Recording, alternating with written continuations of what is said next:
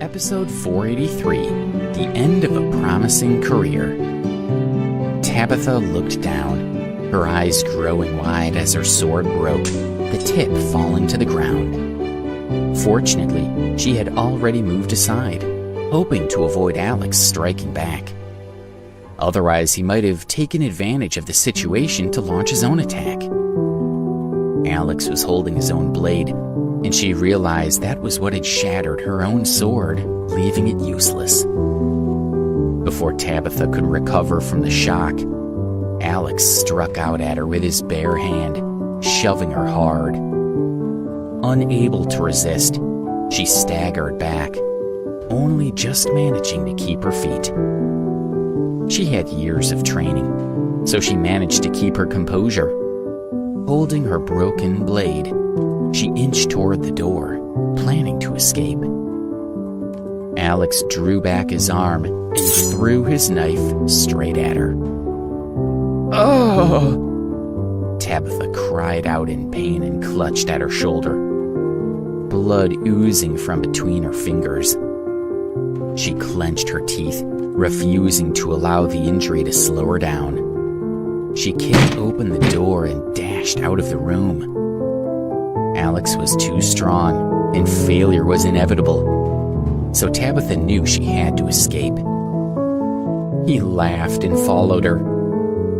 It was too late, so he didn't want to make too much noise and risk waking everyone. If anyone came to investigate, they might get hurt. Outside, Tabitha held the wound on her shoulder as she ran. Alex was seriously skilled with a knife, and he was clearly a powerful martial artist. She had failed to kill her target for the first time in her life, and she wasn't even sure she would be able to escape. Alex stalked Tabitha, keeping a little distance but not allowing her to get away. Then something went very wrong. Under the dim light from the street lamp, two students were kissing, totally unaware of the approaching danger. Tabitha saw an opportunity. She grabbed the male student and held a knife to his throat. "Who are you?" she demanded of Alex. "Are you the master everyone is talking about?" Alex felt sorry for these two young people who had stumbled into the path of a cold-blooded killer. He dragged the female student behind him and said, "Don't move. I'll save your boyfriend."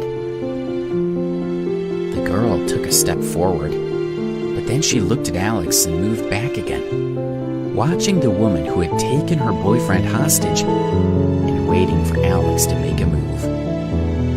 "Who am I?" Alex asked Tabitha. "Haven't you already investigated me?" He glared at her. Risking his own life was one thing, but now Tabitha was threatening an innocent boy, so he had to be much more careful. "I think you are the famous Alex," Tabitha said, "and if you move, I'll cut your student's throat."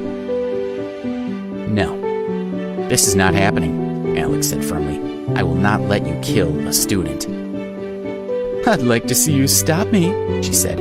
"I really can't understand why such a well-known martial artist would become a high school teacher. But since you're his principal, you need to protect your students.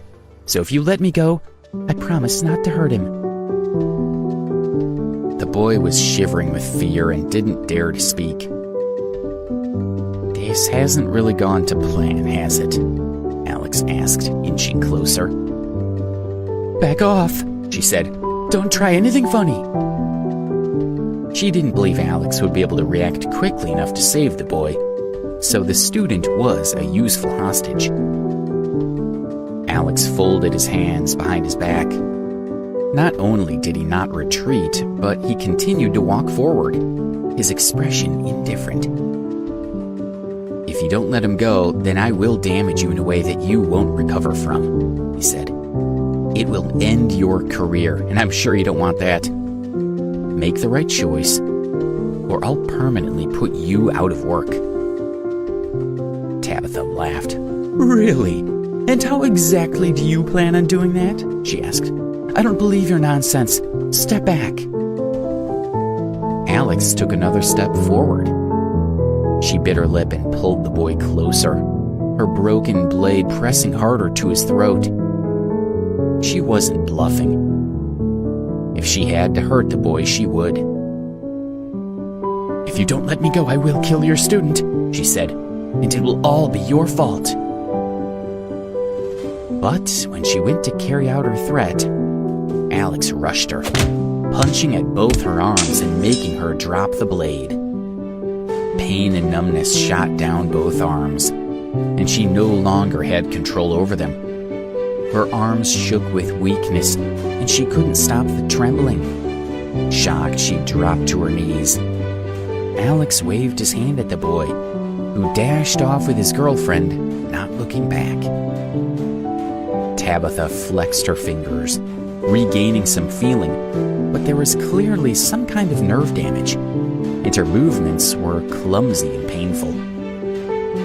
Alex stood beside her, silently watching her. Without fine motor skills, Tabitha would be unable to function as an assassin. He shook his head. He had warned her what would happen, so she had no one to blame but herself. "I'll wait until you're ready to talk," Alex said, picking up a pebble, tossing it up and catching it. "It's not like I can go back to sleep anyway, since you've broken my bed." After a few minutes, Tabitha managed to pull herself together. Tears ran down her cheeks, and she hung her head, embarrassed by her failure. She had always taken great pride in her skills, but if this nerve damage was permanent, then her life would never be the same again. "How could you do this to me?" she wailed, looking up at him. "Why didn't you just kill me?" Her career as an assassin was everything to her, and without that, she might as well be dead.